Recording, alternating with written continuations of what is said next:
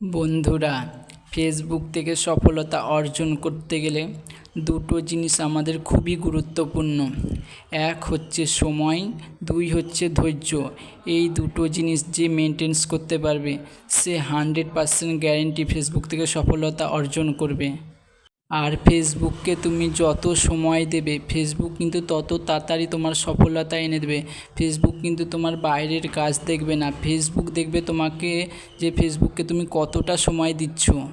তাই ফেসবুকে একটু অ্যাক্টিভ থাকার চেষ্টা করবে, দেখবে বাদবাকি কাজটা ফেসবুকই করে দিবে।